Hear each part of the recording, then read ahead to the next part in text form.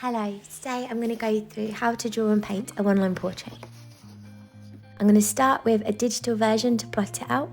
Then I'm going to go through how to put pen to paper, and then finally how to paint it out using a liner brush. And the tools that I'll be using today are an iPad Pro, an Apple Pen, a normal pencil, some scrap paper, a sketchbook, some fine liner pens, a liner brush, some acrylic ink, a cup to put the ink in, and some heavyweight watercolour paper. Just a side note, if you don't have an iPad, you can also use a reference picture and some tracing paper. Okay, let's start with a digital portrait. So on the iPad, I'm opening up the Procreate app. I then add a reference image from a stock image website that I found, and I reduce the layer opacity to around 50%. I then grab a new layer and I use a brush. So the two brushes I love are the monoline brush in the calligraphy set and then the syrup brush. I think for this portrait, I'm going to use the monoline brush. You can see my settings here and they're on the screen too. I always like to start either at the eye or by the jaw. So we're going to draw the jaw. We're going to outline the mouth, the nose, the eye, the eyebrow, the cheek definition over the forehead, the second eyebrow, and just basically outline the face. This takes a little bit of practice. You might want to look at different references, look at some of my favourite one-line artists below, but after a while you eventually get into a nice pattern with where you want to plot out the lines. Once you're happy with your design, you can save it, and then that's it. You can either upload it to Etsy and sell prints, or you can mess around with it a little bit more. Sometimes I like to change the background, I like to change the colour of the lines.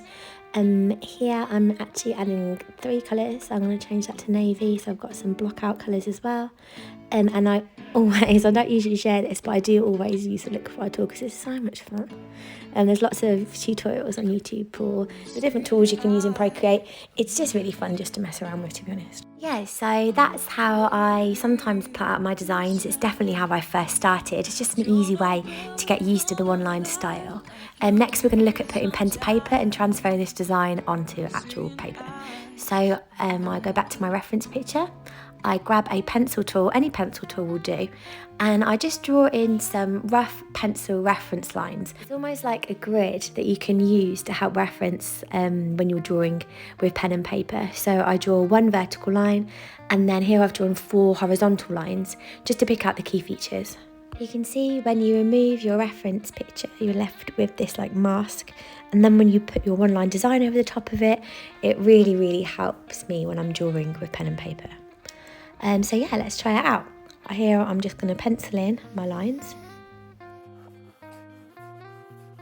I'm probably going to draw this out a few times because it does take me a few practices and a few different attempts before I get a version that I'm happy with.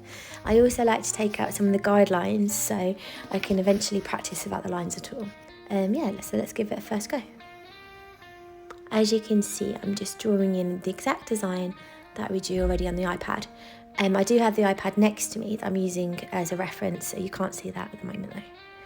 This definitely did not turn out how I would want it to. It's my first attempt, but I wanted to show you guys what's and all. So yeah, here's my first attempt at drawing out the one-line design. After you've practiced in pencil a few times, it's time to practice in pen. So here's my first attempt using a fine liner pen.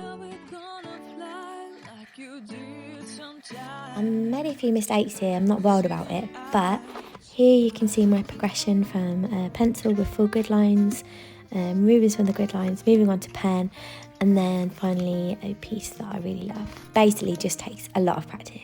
You might want to leave it there, or next we're going to move on to painting it out. By now, hopefully, if you've practiced as much as I did today, it almost becomes like a temporary signature in your brain that you can plot out without using the grid lines. But if you need to use the grid lines, that's fine. Here, I'm just going to plot it out in pencil. I'm using an A3 watercolour sheet.